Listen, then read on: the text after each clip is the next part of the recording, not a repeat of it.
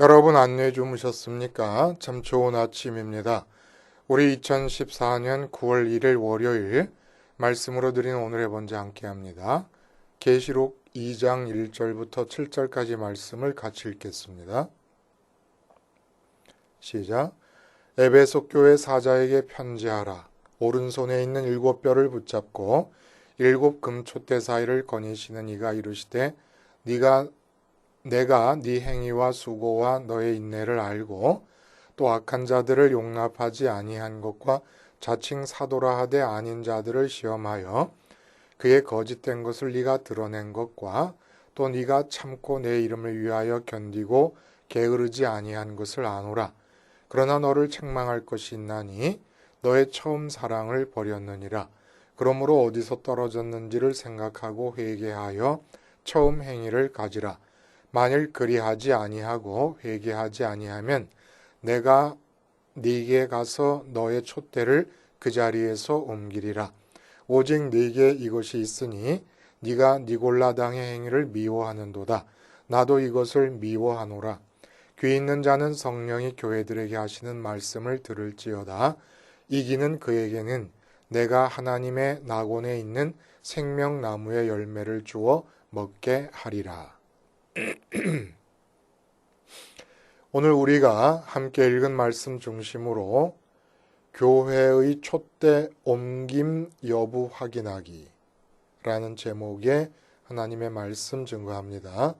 본문 가운데 5절에 나오는 말씀이지요. 그리하지 아니하고 회개하지 아니하면 내가 너에게 가서 너의 촛대를 그 자리에서 옮기리라. 이 무서운 경고의 말씀을 염두에 두면서 그러면 과연 내가 출석하는 교회의 촛대는 지금 옮겨진 것인가 아닌 것인가? 이미 옮겨졌는데 나는 모르고 이렇게 나뿐만 아니라 우리 교회 교인들은 이 교회를 지금 출석하고 있는 것인가? 아니면 촛대가 건재할 뿐만 아니라 그 촛대에 불이 활활 잘 타고 있는 것인가? 이거를 어떻게 확인할 수 있겠느냐? 오늘 에베소 교회로 전달하라고 하시는 예수님의 메시지 안에서 그 확인 여부의 기준을 우리가 한번 찾아봅니다. 촛대가 옮겨졌다. 이 얘기 참 꽤 자주 하는 얘기였어요. 예를 들면 제가 그 영락교회에서 부목사로 교회를 섬길 때에 영락교회가 그 이전에는 장로교단 통합 측에서 가장 큰 교회 아니었습니까? 그리고 대한민국의 개신교를 대표하는 그런 교회였습니다. 그 자타가 인정하는 그런 위치에 있었지요. 근데 이제 제일 큰 교회였다가 제가 부목사로 섬길 때만 해도 더 큰 교회가 여기저기 많이 생겼습니다. 그래서 저는 이제 영락교회를 고등학교 시절부터 다녔으니까 그 과거에 교회에 정말 많은 교인들이 오고 가고 할 때 수요일 저녁 예배 같은 때도 줄을 서지 않으면 못 들어갔습니다. 그런 이제 때가 있었고 또 제가 영락교회 부목사로 섬길 때는 그것과는 많은 차이가 있어가지고 그렇게까지 교인들이 많이 오시지는 않을 그럴 때여서 그런 상황을 대부분 다 알고 있는 부목사님들이나 아니면 교인들 간에도 중책을 맡고 있는 교인들도 얘기를 이렇게 이제 허심탄회하게 하게 되는 그런 상황이 되면은 촛대가 강남에 있는 소망교회로 옮겨진 것인가? 그게 소망교회보다 또 더 큰 교회가 생기지 않습니까? 강동에 명성교회가 생겼습니다. 저희 그 통합교단 안에서만 얘기를 하는 거예요. 그럼 촛대가 또 명성교회로 옮겨진 것인가? 이런 이야기들을 많이 했습니다. 그때의 촛대가 옮겨졌다 하는 말의 기준은 교인이 막 쇄도하듯이 물밀듯이 이게 쇄도해 들어오는 그 상황이 기준이었던 것 같아요.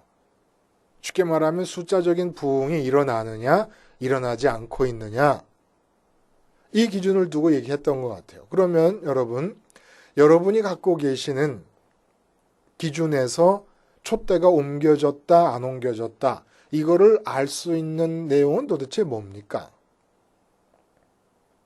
여전히 마찬가지로 부흥의 여부예요. 숫자적인 부흥이 막 일어나면 이곳에 촛대가 있는 교회고, 그러면 이단들이 숫자가 늘어나는 건 어떻게 이해를 합니까? 하나님의 이름을 부르고 예수님의 이름을 부르지만 사상적으로 완전히 이단인 그런 종파들에서 교인이 막 수백만씩 늘어나는 그런 이유는 뭡니까? 촛대가 있기 때문이에요? 그럼 프로그램이 잘 되면 목사님의 아이디어가 그냥 계속해서 새로운 프로그램을 만들어내는 그런 교회면 촛대가 굳건하게 건재하고 있는 것일까요? 이것이 궁금합니다. 여러분, 촛대가 옮겨지는 것은 결국은 그 내용은 모르지만 상징적이고 비유적인 언어 안에서 우리가 얘기를 한다 그러면 결국 촛대에 붙일 불이 없기 때문에 촛대가 의미가 없는 거예요. 그러니까 없어진다는 거죠. 그 촛대를 옮긴다는 거죠. 그래서 그 촛대를 옮긴다는 뜻은 결국은 뭐냐 하면은 주님께서 교회의 머리 되시고 교회의 주인 되시는 주님께서 당신의 교회로 인정하시지를 않는다는 얘기입니다. 무서운 얘기예요. 이건 진짜 무서운 얘기예요.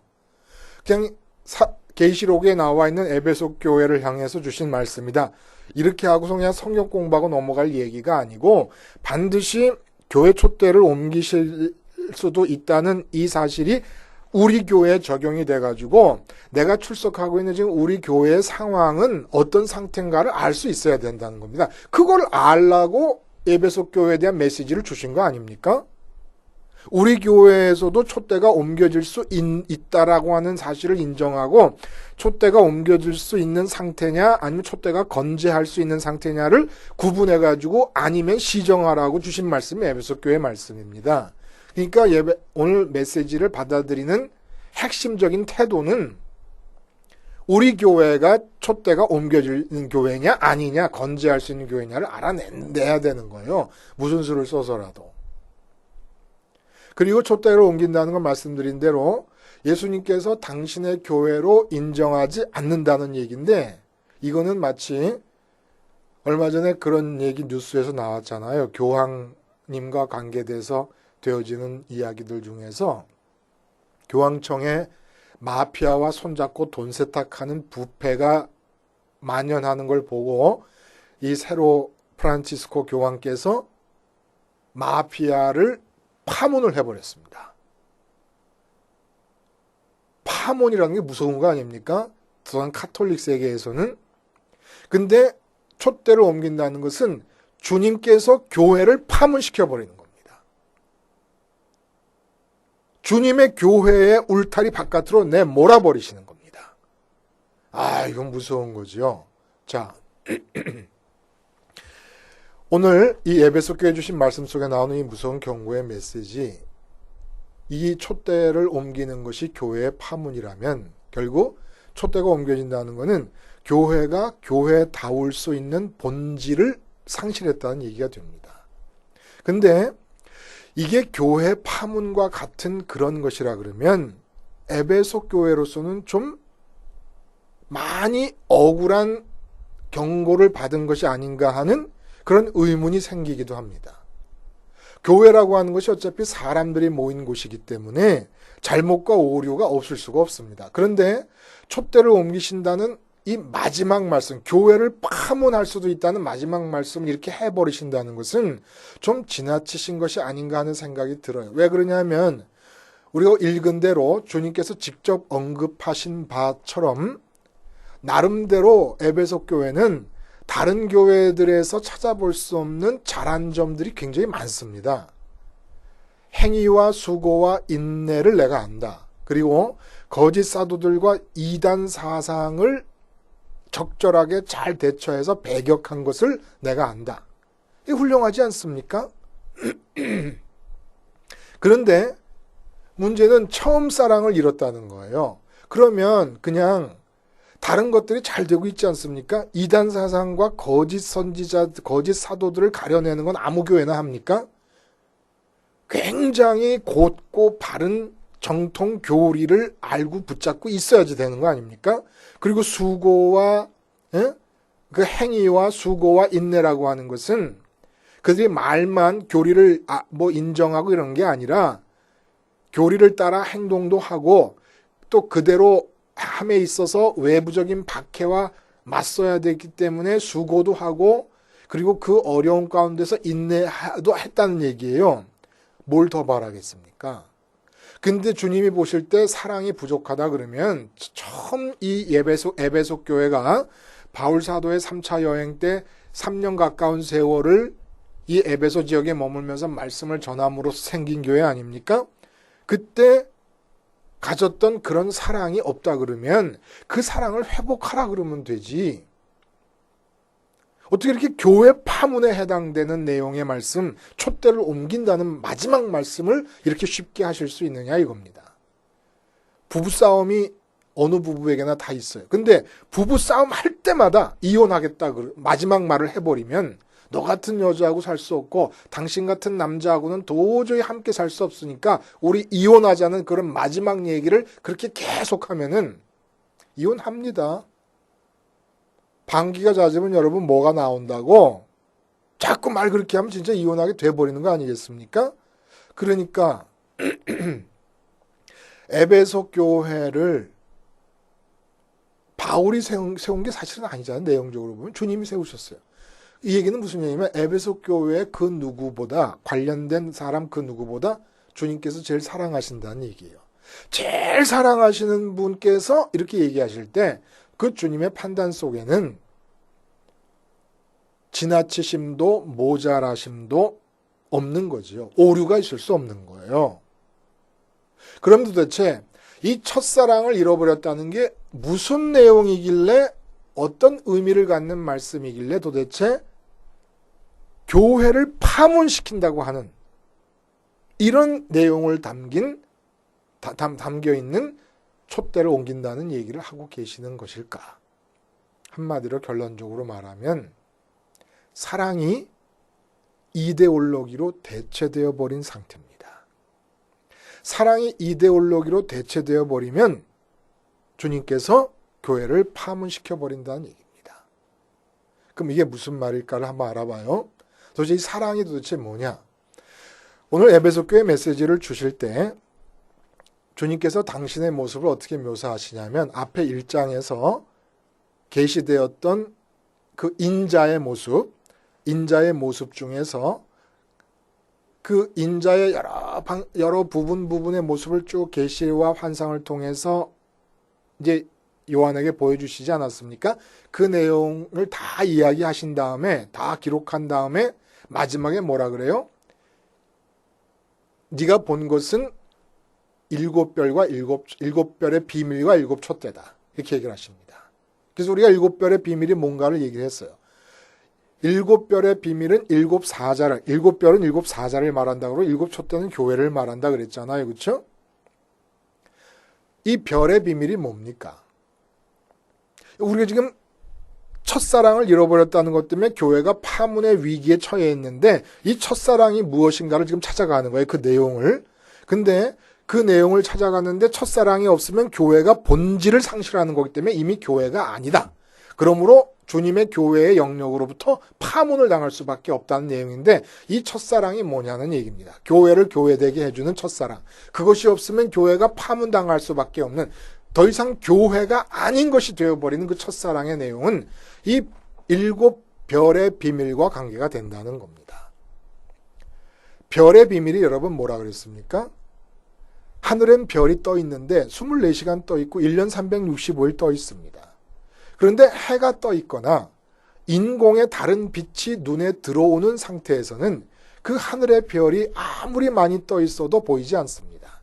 태양이 뜰 때도 하늘의 별은 북두칠성도 있고 뭐 북극성도 있고 다 있습니다. 근데 안 보여요.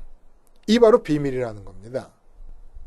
그러니까 이 세상은 원래 창조되기를 시간과 공간의 커튼에 의해서 하늘과 막히게 창조가 되었습니다. 그래서 이 세상 안에서 밝음을 얻으려면, 밝음이라는 게 뭡니까? 내가 어떻게 행동해야 되나? 내가 지금 이 상황에서는 어떻게 말해야 되나? 나는 내 인생을 어디를 향해 가야 되나? 이런 것들이 다 밝음입니다. 빛이 있어야 아는 거예요. 우리 마음에 빛이 비춰지는 건데, 이 세상 안에서는 시간과 공간의 커튼에 가려져 가지고 빛이 없는 세상이에요. 그래서 그걸 선악과를 세워두고 따먹지 말라고 한 얘기가 바로 그렇게 표현이 된 겁니다. 그러면 이 세상은 어떻게 해야 됩니까?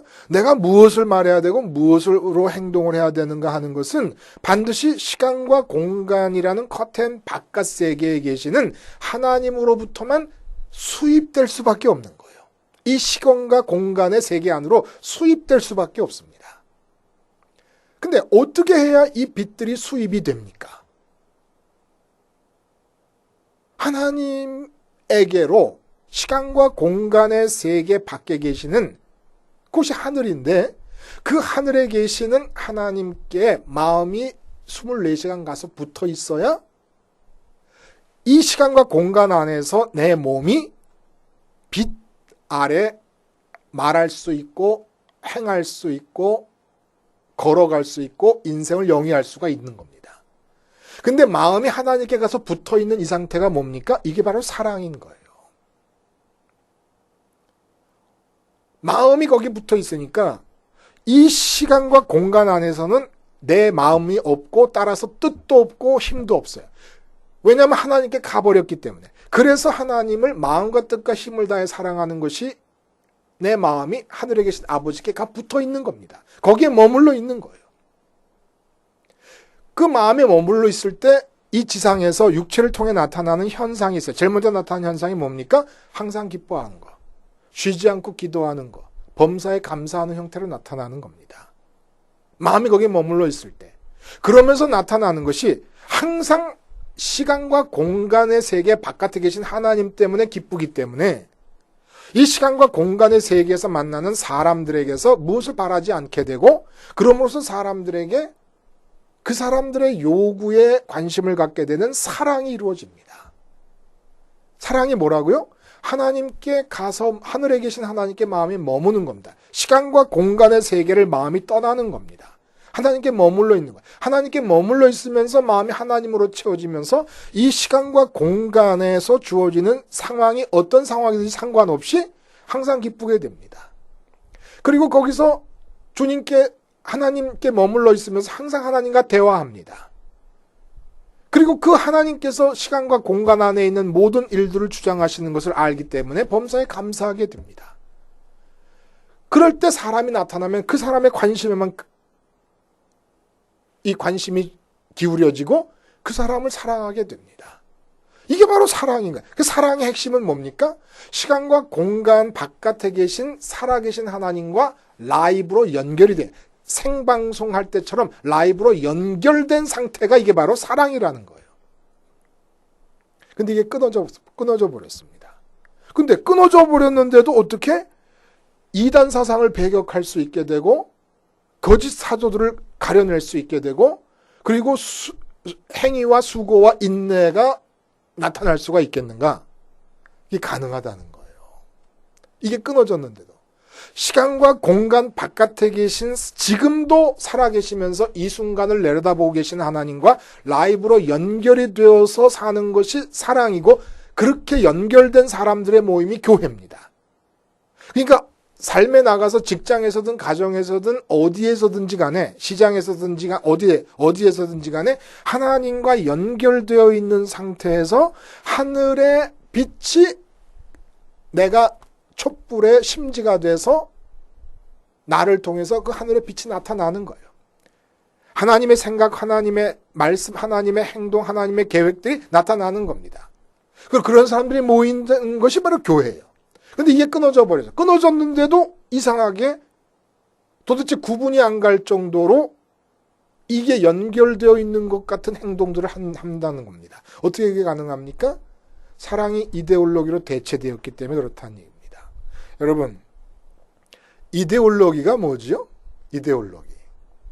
쉽게 말하면 내 생각과 행동과 생활 방식을 결정하는 관념입니다.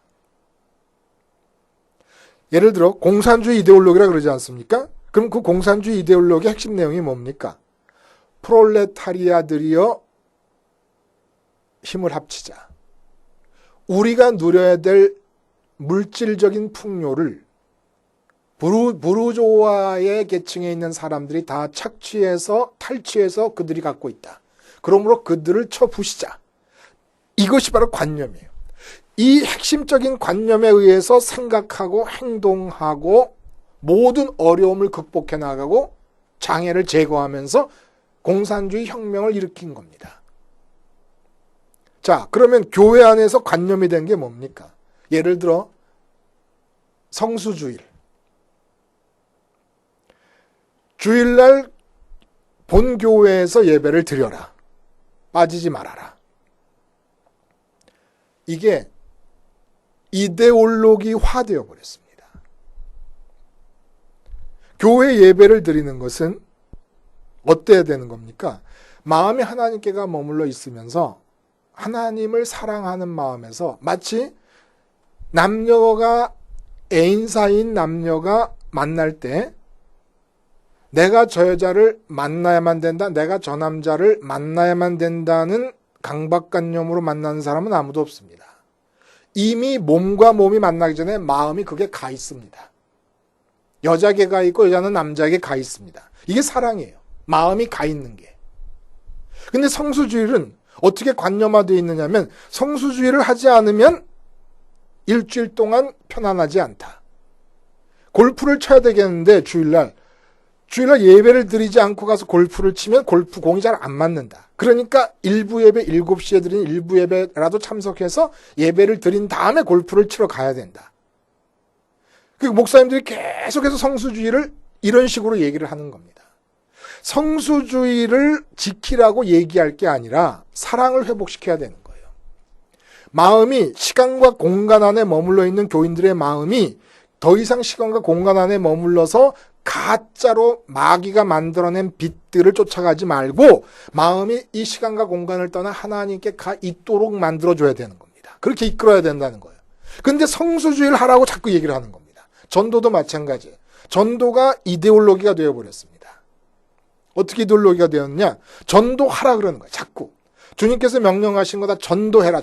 그래서 전도해서 상을 주고 뭐 계속 얘기를 합니다. 근데도 잘 안 돼요. 그런데도 개신교 전체가 지금 계속 줄어들고 있습니다. 뭐 1000만 명이다 이렇게까지 얘기를 했었는데 지금 실제로 600만 명, 500만 명 선까지도 내려가고 있다고 하는 아주 비판이라는 건 나쁜 뜻이 아니라 정직하게 봐서 5, 600만 정도로 밖에 안 보는 그런 사람들이 많이 생겼다는 거예요. 자꾸 줄어들어요. 전도를 이데올로기화한다. 근데 여러분 수가성 여인 아시죠? 주님을 만나가지고 이 여자의 죽지 못해 사는 사막 같은 피폐해버린 심령이 주님으로 채워집니다. 이때 주님은 한마디도 안 하셨어요. 가서 전도하라고. 이 여자가 물동이까지 버려두고 다시 말해서 자기의 삶을 위해서 필수적인 행위들을 다 제쳐놓고 마을로 들어가서 자기를 비난하던 마을 사람들이 싫어서 혼자 따로 살던 여자가 자기를 비난하는 이유인 그 자기의 부도덕함을 입으로 꺼내서 얘기하면서 전도를 해가지고 그 수가라는 마을 전체를 다 전도해버립니다.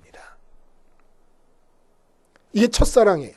이 여자가 수가 이 마을의 우물가에서 주님을 만난 게 이게 바로 첫사랑입니다. 그리고 계속해서 교회는 마음을 이 여자가 주님께 지금 두고 있는 것처럼 세월이 10년이 지나고 20년, 30년이 지나도 그 누가 믿더라도 계속 마음을 그렇게 들이도록 이끌어야 되는 겁니다. 이 바로 7별의 비밀이 수행이 되는 거예요. 그럼 어떻게 7별의 비밀이 수행되면서 마음이 시간과 공간 바깥으로 나가게 됩니까? 시간과 공간 안에서 사람들에게 통용되고 있는 가짜 불들이 꺼져야 되는 거예요. 그래야 별이 보이는 겁니다. 그 일을 누가 하느냐면 교회 사자들이 하는 거예요. 교회 사자들이 교인들을 앉혀놓고 계속해서 마음에서 일어나고 있는 인공의 불빛들. 그 인공의 불빛들이 뭡니까? 말씀드린 대로 돈을 많이 벌어야 잘 산다. 좋은 학력이 있어야 취직이 잘 된다. 이런 식으로 세상에서 통용되는 가치관들, 이게 다 불이, 가짜 불들인 거예요. 가짜 불들. 하나님과 연결되면 잘 사는 거죠. 잘 산다는 게 적합하게 산다는 얘기죠.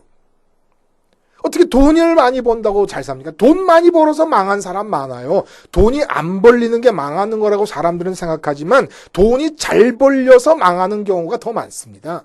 그거 아십니까? 심령도 망하고 가족의 가족의 형제 간의 우애도 망해지고 다 망해지는 거예요. 돈 많이 버는 바람에. 하루 세 끼 먹고 내가 할 일 하고 있으면 감사한 줄 아세요. 돈도 나지 말고. 이러한 잘못된 세상의 가치관, 교회 바깥에서 존재하는 가치관들이 들어와가지고 교인들의 마음을 밝히고 있을 때 그 불을 꺼줘야 되는 거예요. 그 불을 꺼줌으로써 마음이 하나님께로 가게. 왜냐하면 하늘의 별이 불이 꺼지지 않으면, 이 지상이 어둠에 덮이지 않으면 안 보이는 것처럼 마음속에 이 세상의 가치관들의 불빛들이 반짝거리면서 난 이렇게 살아야 돼, 저렇게 살아야 되라는 생각이 있는 한 안 되니까, 안 보이니까 하나님이 그걸 꺼줘야 돼. 그걸 꺼주는 게 뭡니까? 바로 십자가 말씀이에요. 사도 바울이 오직 내가 예수 그리스도께서 십자가에 달리신 것 외에는, 예수 그리스도와 그리스도께서 십자가에 달린 것 외에는 알지 않기로 작정했다는 게 무슨 말입니까? 자기 혼자만 알겠다는 얘기였어요? 자기가 그것만 아니까 말씀도 결국 그것만 전하는 겁니다. 그게 문자적으로 표현되지 않았다 그러더라도 십자가가 그 내용을 들춰보면 다 십자가 얘기예요.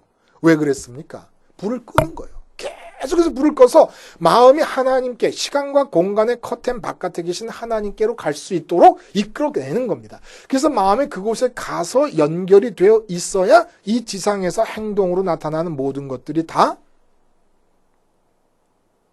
하나님에게서 온 불의 표현들이 되는 거예요. 그래서 촛대가 의미가 있는 거예요. 왜냐하면 불은 진정한 어둠을 몰아낼 수 있는 진정한 참 불과 참 빛은 언제나 하늘에만 있어서 수입되어야만 되는 것이기 때문에.